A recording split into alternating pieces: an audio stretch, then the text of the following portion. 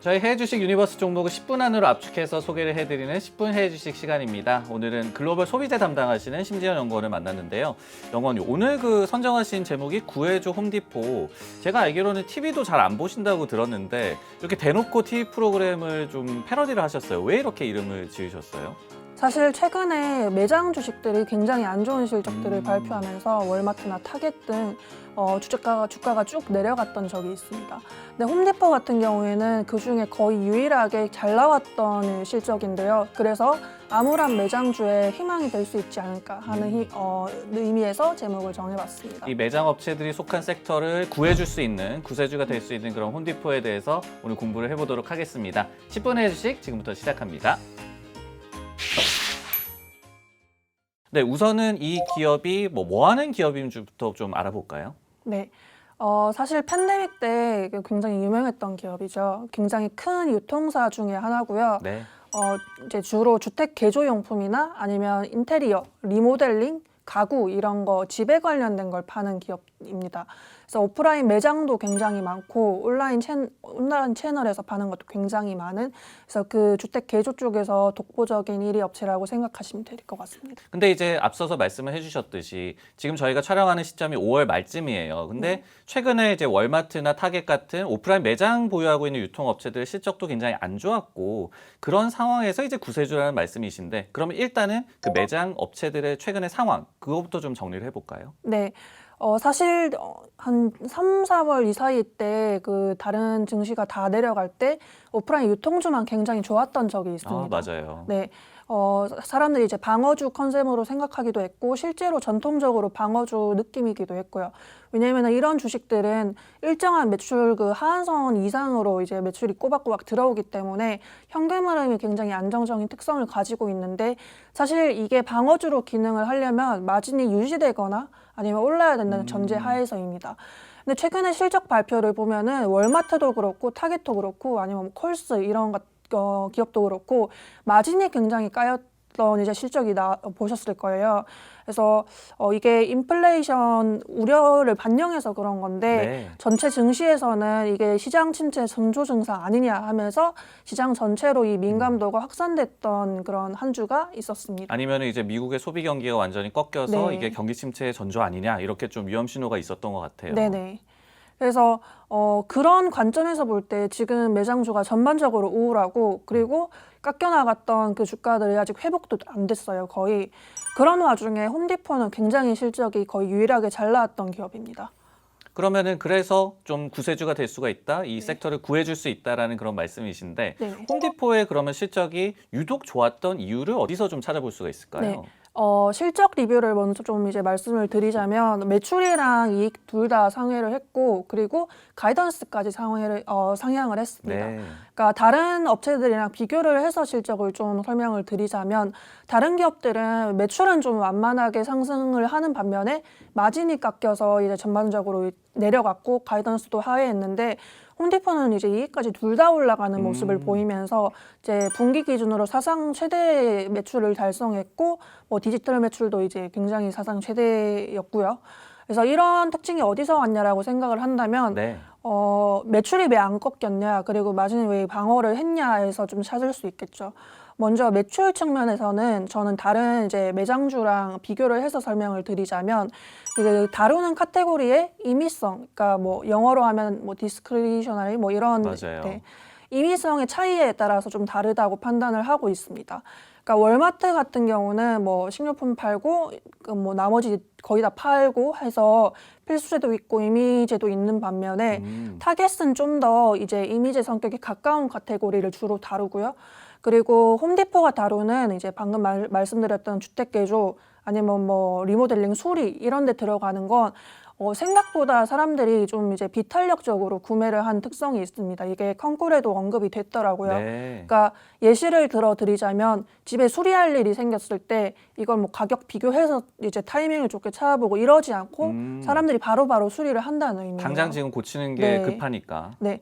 그래서 이제 그런 특징 때문에 이제 홈디포가 매출도 굉장히 이제 비탄력적이게 좋았고, 당연히 가격 전가도 어느 정도 했겠죠. 그래서 이제 마진도 어느 정도 방어를 한 그런 특성을 가지고 있습니다.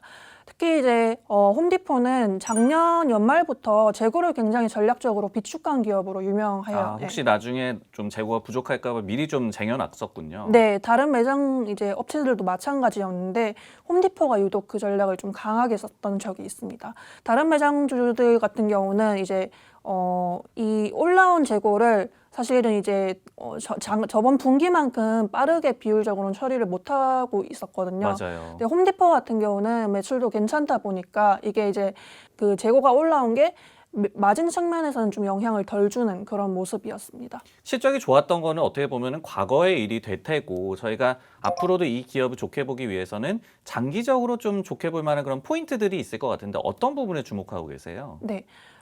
일단은 가장 잘 알고 있는 이제 투자 포인트라고 하면 지금 방어주로서 기능을 할 수 있는 기업이다. 네. 이렇게 들고 있습니다.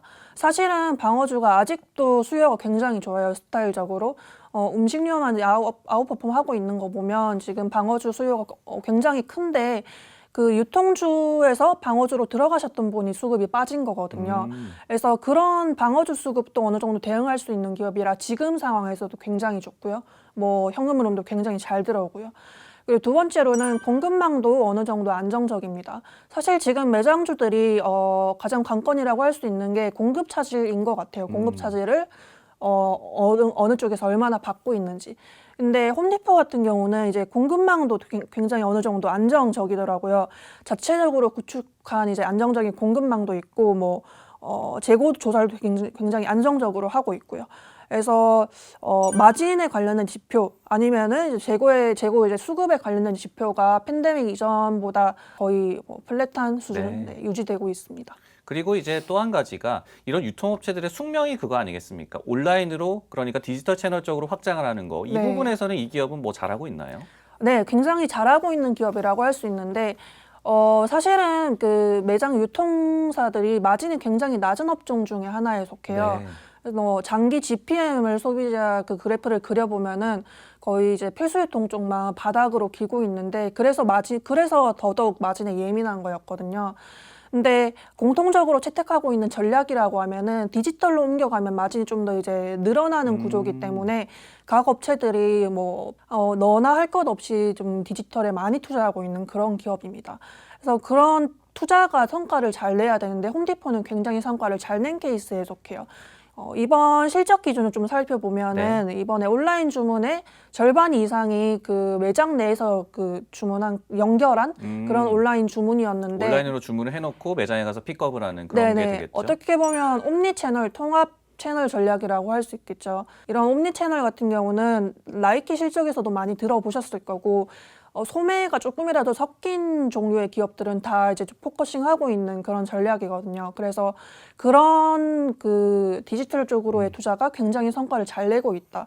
그리고 2년간 이 디지털 쪽으로 성장 폭이 100% 이상이었다. 이렇게 정리할 수 있을 것 같습니다. 그리고 이제 온라인으로 주문을 해놓고 매장에서 픽업하게 되면 배송비를 기업 입장에서 또 아낄 수가 있잖아요. 네. 이런 비용 부담을 줄이는 효과도 있을 것 같습니다. 근데 이 기업에 대해서 좀 의문이 드는 것은 저희가 이제 팬데믹 때 사실 집콕을 하다 보니까 뭐 내 집에 대해서 인테리어 관심도 갖게 되고 그래서 이 기업도 팬데믹 수혜주 아니냐. 그러면 이제는 엔데믹 국면에서는 수혜가 좀 꺾이고 좀 좋지 않은 거 아닌가요? 어떻게 생각하시나요? 네, 전자상거래 기업들이랑 비슷한 흐름인 것 같은데요. 팬데믹 때 수혜를 봤던 건 사실 맞아요. 그때 주택 수요도 굉장히 좋았고, 네. 근데 홈디포가 이제 영위하는 사업을 좀 쪼개보면은 이제 앞서서 말씀드렸다시피 뭐 가구 이런 것도 있고 뭐 리모델링 이런 거 다 있고 한데 이 주택 개조 수요에 대해서 좀 초점을 맞출 수 있을 것 같습니다. 그러니까 주택 개조 수요라고 하면은 사람들이 그 주택 수요가 굉장히 좋을 때 집을 좀 예쁘게 만들어 가지고 이제 다시 파는 그런 수요를 일컫는 거였는데 그게 굉장히 좋았어요. 근데 이런 수요가 저번 분기 때 꺾일 줄 알았더니 굉장히 이번 분기 보니까 그 수요가 유지되고 있더라. 네. 이게 나왔었거든요. 그러니까 조금 더 자세히 설명을 드리자면 그 4분기, 그러니까 저번 분기 실적 발표 때 실적 자체는 괜찮게 나왔는데 같은 날에 발표된 주택 데이터가 굉장히 안 좋았습니다. 그러니까 시장에 나오는 주택 뭐 매물이 거의 없다 뭐 이런 말이 그때 있었거든요. 그러면서 홈디포가 그 이후로 이제 1분기 실적 나오기 전까지 쭉쭉 이제 뭐 컨센서스도 빠지고 기대도 빠졌던 그런 구간이 있었어요. 근데 그러다 보니까 예상외로 지금 주택 개조 수요가 유지가 되면서 지금 서프라이즈 나온 거거든요. 네. 그래서 이런 수요는 시장의 생각보다 비탄력적이었다 이렇게 판단할 수 있을 것 같습니다. 네, 생각보다는 이 수혜가 그대로 이어지고 있더라 이런 측면도 좀 주목을 하시면서 장기적으로 좀 주목을 해보시면 좋을 것 같습니다. 이 매장 업체들 가운데서 구해줘라는 주제로 오늘 홈디포에 대해서 공부를 해봤는데요. 마지막으로 저희 구호 외치면서 끝내볼까요? 10분의 주식 레고!